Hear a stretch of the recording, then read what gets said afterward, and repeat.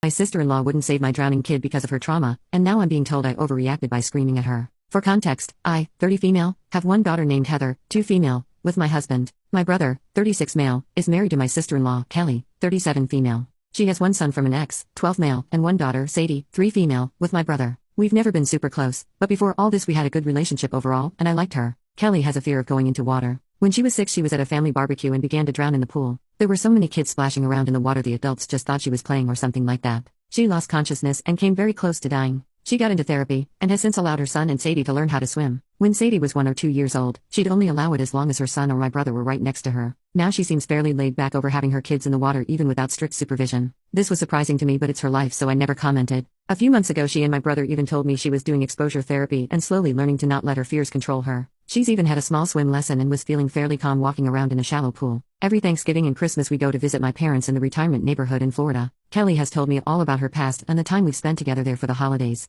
It has a nice community pool with a recreation center. There's only a lifeguard on duty Saturday, but the recreation center has employees at the front desk if you go inside. While we were there for Thanksgiving, the Weather Channel predicted only one day would be nice enough for the kids to swim. My sister-in-law, brother, husband and I were planning to take them in the late afternoon. Grandparents were busy with some other event that day. I fell and sprained my ankle. My husband said he'd drive me to an urgent care. I didn't want my daughter to miss the pool outing, so I said I'd allow her to go with my brother's family. My brother and nephew promised to be by her side the whole time. My brother and nephew apparently wanted to play ping pong on the table that was in the recreation center. Sadie and Heather were still splashing in the shallow 3 feet end of the pool with Kelly watching in a lounge chair. She said they could go because she'd keep an eye on the girls and go get them if they get into any trouble. Kelly had put Heather in a pool tube around her waist to float. Somehow Heather flipped over and was stuck upside down in the water. She began to kick and panic, so Sadie got scared and started to cry. Kelly noticed and also started to freak out. She began to scream at Sadie to get her out or flip her back over. Sadie tried at first but wasn't strong enough and couldn't get a good grip.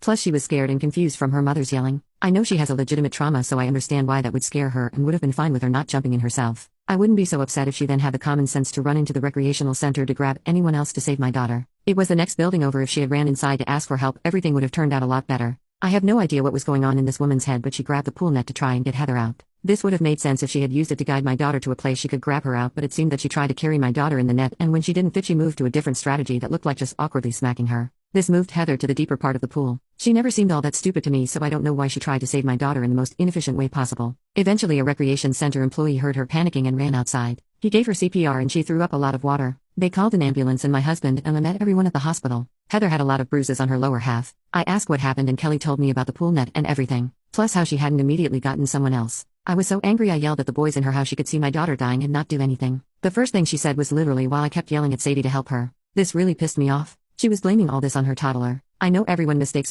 but seriously, when I asked her why she didn't sprint for help right away, she said she was overwhelmed and that I shouldn't attack her because my kid couldn't swim to save herself. The pool tube was around her waist and was trapping her upside down. This set me off. I wasn't still and disgusted with my brother, but her words made me break and lose it. I started to scream at her how pathetic she was and that she was just as bad as her family members who let her drown. I kept yelling until she started to sob and security made us stop. My husband and I were so upset we demanded to see the recreation center's footage from the pool security camera, and we saw exactly what happened. After we went back home I sent a short text to Kelly that I was sorry for losing my cool. I was completely out of line and blamed the wrong person to deal with it all. She sent back a paragraph saying I'm a psycho for blaming her for her own trauma response. She even said maybe it would have been better for my daughter to die than have a mom like me. Obviously I haven't contacted her or my brother since. My parents began to yell at me when I yelled at Kelly, so I haven't spoken to them much either. For Christmas we aren't joining them this year. My husband fully agrees with me. My best friend and her family live a few hours away, so don't see her as often as I'd like. Since it's just us for Christmas, she offered to have a stay at her nice house so my daughter can play with her kids. A couple days ago we stayed up drinking wine and talking. She knew about it, but I told her all the details for the first time. After I was done she asked if she could give me a bit of advice. I was curious what she wanted to say, so I said yes. She said what Kelly said was awful and she went way too far, especially with her text about my daughter.